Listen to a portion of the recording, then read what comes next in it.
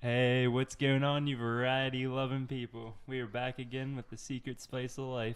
I hope you guys are ready to add some spice to your day because we have another special guest, Michael Couch. What's going on, man? Hey, what's going on? How you guys doing? Pretty good. That's good, good. We got a late night sesh going on here. So, what have you been up to, man? I haven't seen you in a while. Not much. A little work. Working on some video. Working on some new music. About it. What kind of music you working on? I'm doing a lot of more acoustic stuff now than electric. I was doing a little bit of mix, but more into just acoustics. Get a better sound recording wise. You majored in what, media in college? Yeah. Video production and photography as a minor. So I usually dabble in a lot of photography more than video nowadays. Just a lot less editing and time put into things. Yeah. So. Yeah, for sure. So, I mean, what do you want to do, like, long term with that? Like, do you have any goals, like, aspirations? I'd say my goal would be to work with some kind of a commercial company where, like, we'd go into either a restaurant or like a car dealership and shoot all their video and then produce them like a TV commercial, either 15, 30-second commercial or some kind of promotional ad they could put online. A lot of online media is huge nowadays. Any kind of social media marketing, any kind of ads you see on YouTube, and especially good on the other end for people who create like content creators because of they're making a ton of money off of ads, and I mean it works out for everyone because the viewers are seeing their product and then they could be persuaded to buy their product or view their website, view their music, view their videos and stuff like that. Yeah, that's actually interesting that you were talking about the social media marketing, because it's like a pretty open market now, and it's like basically free if you know what you're doing. Like for most people in businesses, that's a big thing. Like anybody can start a small business nowadays. Like I don't know if you know who like Gary Vee is, but he preaches about that a lot, about creating social media content and stuff like that. That's something that's pretty what's the word I'm looking for, like needed in the world. Like yeah. I mean, I guess like marketing is like kind of vital to like any business nowadays. So that's why it's such an open market, I guess. And there's so many businesses online nowadays. It's a huge market, and with social media being so great, where you could actually promote all your videos and for like a small fee, or I mean, you could pay a ton of money and get it out. It matters how many viewers you want. They want to see, like how many people you push it out to. Like what kind of people you want. You could actually direct market it to exactly what like demographic you want, where you actually hit your target market with a lot of businesses. And I see a lot of either through Twitter or Instagram a lot. Snapchat, there will be ads all the time. It'll say promoted. Especially since Snapchat added those like where you can see all the public stories on your story list. Like you see like random people and like ads and stuff all the time. So yeah. So like, are you trying to like grow your own brand? Or are you trying to like go work for somebody? Or a little bit of both. I would like to grow my own brand on a little side adventure, which is not really, it's like a great goal but not the main goal right now. Finding a steady job that I want to live with like my whole life would be the main goal right now, that just to be able to work for one company and not going out and finding different, like my own kind of freelance work. I mean, which freelance is great for a lot of people, but I'm more of like a consistent kind of person, so being able to go out and actually have like something set where I'm not fighting to get customers. Your customers are already there for you when you're working for somebody else, so you just do the work. And when you work with a commercial company like that or a media company, that they have people that are working in marketing that are finding these people, and people that are searching out for customers, and then after you build such a brand, they find you more or less, and then later on in life you can even go on your own and do freelance work, and because you have customers already. And then sometimes when you work for some companies are bad though, because when you're working for them, they're taking such a huge cut out of all the work that you're doing. I mean, which is, I feel like there's a fair amount that should be taken out because of the marketing aspect, and then somebody housing jobs and having using their equipment where you're not using your own. So, and not being able like being able to fill out taxes through them and not doing your own, where you're getting taxed all at once at the end of the year. I mean, it's crazy how a lot of that's not really known, because I know people that were like, I just got, I think it's 1090'd. I think it's the tax for freelance and stuff. And they're like, I just had to pay a ton of money out. And I'm like, you didn't really think about how much tax you have to pay whenever you're not working. Like, it's not coming out of your paycheck every week. Yeah. Yeah, I feel that for sure. I mean, that's like a thing about starting like your own brand. If like you would choose to do that, you said you wanted to do like maybe a side venture one, like how you mentioned like the marketing like aspect of people like going and finding like jobs for you per se. I mean, like if you do your own venture, you're gonna have to do it yourself, or you're gonna have to find like somebody that would do it for you, and like you'd still have to like split the pie, like kind of. But I mean, that is pretty interesting like aspect. But so you're moving to Vegas, I hear. Oh. He's already got the shirt on. He's got the shirt on. I'm already promoting teams. And, even though I'm a diehard Pittsburgh fan, it's hard sometimes. But that's gonna be a move. It is definitely a different location than Pittsburgh by far. Especially you guys been there. Yeah, you we guys just seen. But I mean, it's a great market for what I want to get into. Yeah, that's what I was gonna ask. Do you think it'll help your career? Oh, absolutely. I mean, even I could get into freelance so easily. Mm-hmm. I mean, I don't know the exact number, but they said it's around 1 million people moving there a year. Oh, wow. Jeez. And like 30,000 homes are being built like right now, wow. like all around the city. So years ago, people always thought of Las Vegas as a place where you have a straight strip city, and then it's just desert. That's funny that you mentioned that. When we were flying in, when we went there on vacation a couple months ago, we flying in, like, you know how they fly over like the city or whatever and get you a good view. I said to my dad, I turned to him, I was like, I thought Vegas was just a strip. That's what I said to him. No, I mean, I've been to Vegas a good few times, and a lot of times I was on the outskirts too. Like, I mean, I spent a lot of time on this trip, but on the outskirts there's a lot of cool things out there too that people don't realize. I mean, you guys saw. We went to Red Rock Canyon. Yeah. Grand Canyon's not too far away from there. Right. It's like 3 hours. You can. It's a great location too. You can make it to Denver in a couple hours. You can make it to LA in a few hours. And then you're on the West Coast, and it's just a whole different atmosphere. I'm not putting down Pittsburgh. No, but I love being here. But like, you can tell the difference from being here. I mean, like, just like the I mean, I don't want to say weather-wise, but you know how like the air is more different over there. Like, it just like makes you feel better. I feel like just living in that kind of area. I mean, I know a lot of people like being able to work all year long and outdoor wise. Oh yeah.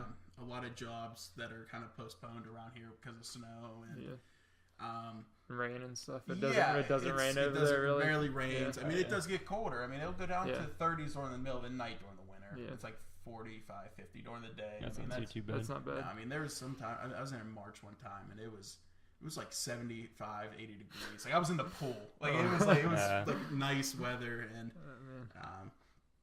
it's just a different atmosphere. So yeah, I mean, obviously you're gonna miss stuff when you leave here. What are you gonna miss the most? Besides all my friends, I'm gonna have to go with like probably sheets and Permanis. I always forget. We were having a conversation about this the other day, like last night when me and Michael went to Eaton Park. We were saying, you were saying about them, that fake like article or whatever. Yeah, there was a whole article about how they wanted to build a Pittsburgh theme hotel, and it looked like the PPG building. What? And they said there's gonna be a Permanis inside of it. And all this. It was a joke, but I was like, that's actually pretty cool. Only Pittsburgh would love Pittsburgh enough where they can go to Vegas and want to stay in more Pittsburgh. Yeah. Sheets, Permanis, Eaton Park, and stuff. They smell like cookie with every bit. Yeah, but have you ever had what is it, Whataburger? Is that the sheets like of the Whataburger? Whataburger? Whataburger. I never had to stop there. Me neither. But besides that, like, they have In-N-Out, which is usually, that was like a main California thing, but they end up expanding out to I think 5-6 states now. And did you ever have Shake Shack? I never tried Shake Shack. It was right that's the East Coast, too. I guess, version of In-N-Out. But I know. I haven't ate there either. I haven't either. But there's mostly every restaurant you can think pretty of, much, like, out there. Every region. Between like fast food and people that are placing restaurants there, like all your retail chains and trying to think like what else there was. There's a lot of fame. Like, you'll always see shows on Travel Channel and things like that are going to, we're going to this restaurant on the Strip, and it's like known for like the greatest whatever. Like I always Hell's see Kitchen's shows. out there too. There's all kind of famous restaurants. There's a lot of things that are like where you walk in and they have people like famous people signed pictures on the walls. Like there's places around here, but there's like the big names that eat these places, and it's crazy.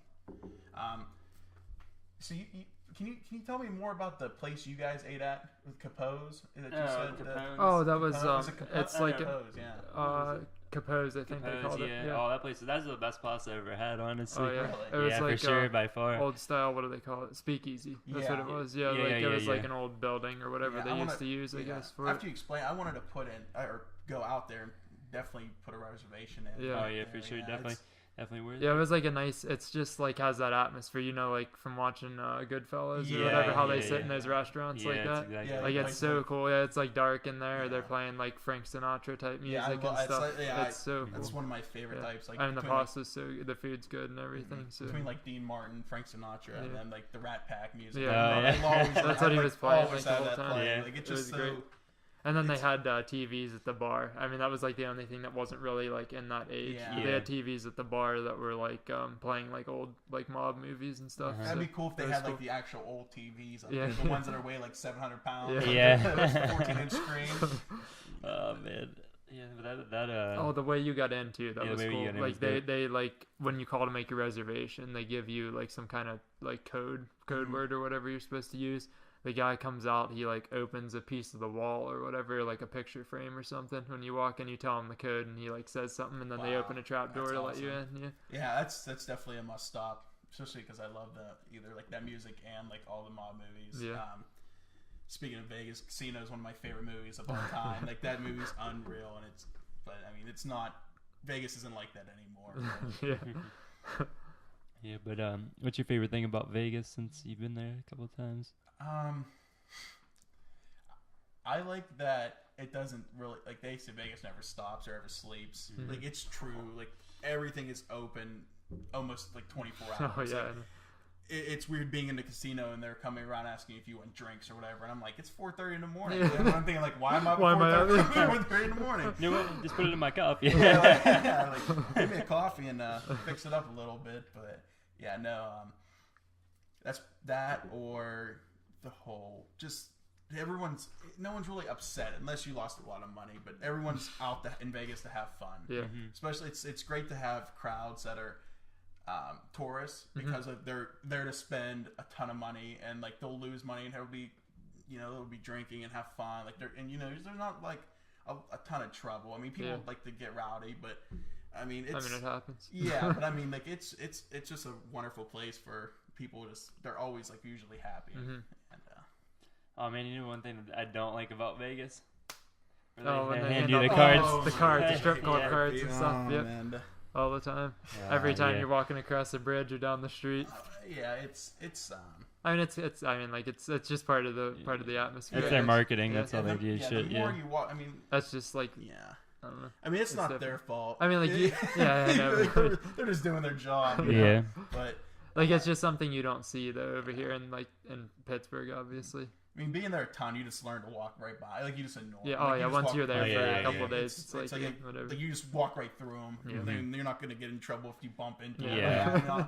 Not like hurt them, but just like walk right through them. Don't jump in your way. I mean, they're persistent. Yeah, for sure. I mean, I guess, like, back to like a marketing side of what they're doing, they guess they make a percentage for every time that they use their cards or whatever. Like, not just that. Like, there's Uber cards they give out. I saw those. Yeah. And they'll say like lift 20 or lift 25, and that code goes right to the people. And if you use that, they get like a $5 check for everyone they hand out. So they hand out 1,000 cards, and 10 people do it. I mean, it's not bad. It's not bad for them standing out there. I mean, it's hot. Oh yeah, it's hot for sure. Yeah, it's not as bad as the people in the suits though, like the costumes. Yeah.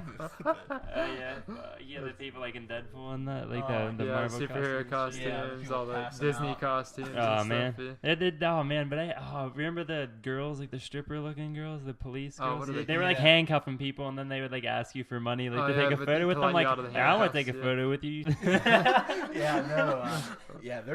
They're They're persistent too. Like it's wild. I mean, every spot, it's never empty out there either. Like you can walk. I walked out there 5:30 in the morning. There's like 100 people out in like one little section. Yeah. Speaking of that, my 3 friends, Dosmont and Glenn, shout out to them. But they're out in Vegas, or they just got back from Vegas yesterday or something like that. But I would look on Snap and it'd be like 8 o'clock here, and it was like 5 whatever there, and they would still be in the club. Like their snap would be from like 2 minutes ago. I was like, "What are you doing in the club 5:30 in the morning?" That's like you said, never sleeps. Yeah, for sure. But Las Vegas, I think there's a lot of networking opportunities out there. Especially, aren't they supposed to make like a football team there or something? The Raiders. The Raiders, I think, yeah. They're just building the stadium though, so probably a couple more years. In 2020, they're moving. Yeah, I think so. Yeah, I mean it's a couple years. And they're bringing in a ton of people from that, like player wise. Like, there's gonna be some more money brought into Vegas. Mm-hmm. Casinos make, I think they said around $6 billion a year. Yeah. Oh my God, they have like the sports betting things and all them too. Yeah. So, man, imagine how much money they make off of all that. Oh yeah, but wait, don't they have a soccer team, or are they making a soccer team? I thought I read. They have like a about USL one, like a Riverhounds level one, I think right now. Yeah. I mean, like you would think at some point that Vegas would like bump up to the MLS because they have the money to do it.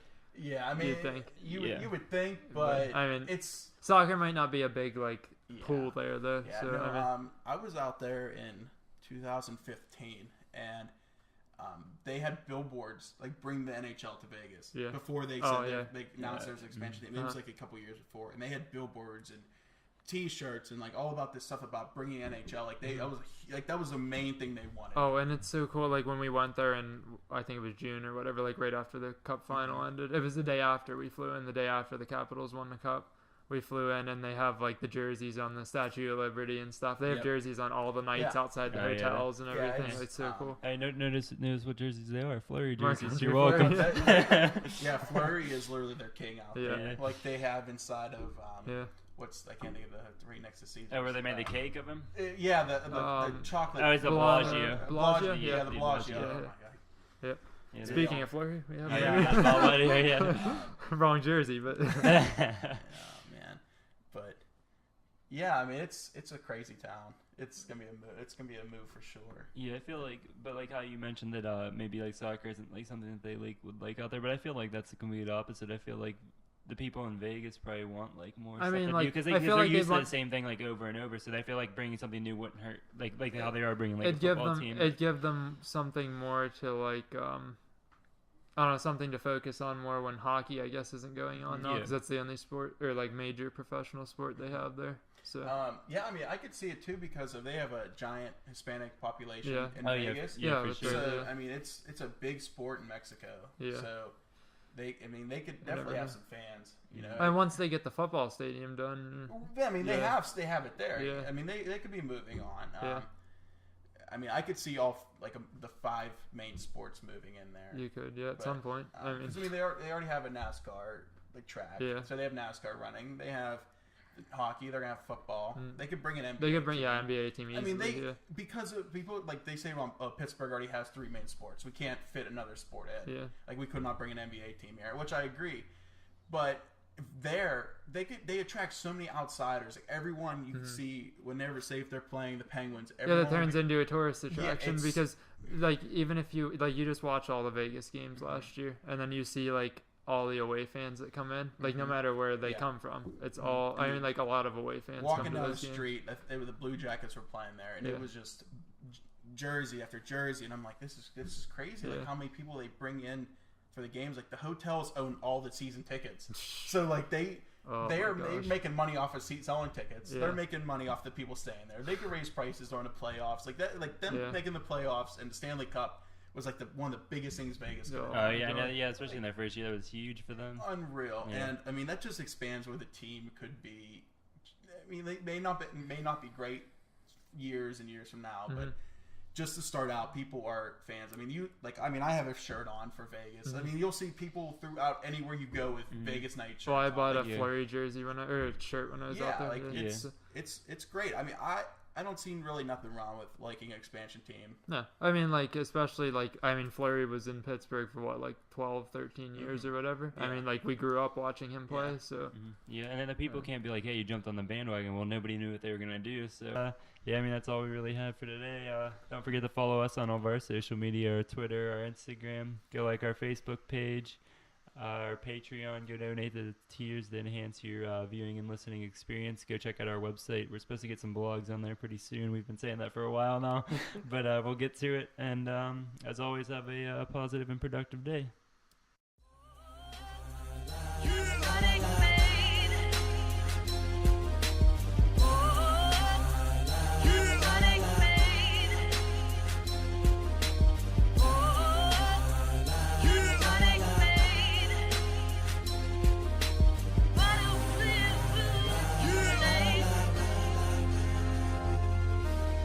Welcome to some shit that's considered legendary.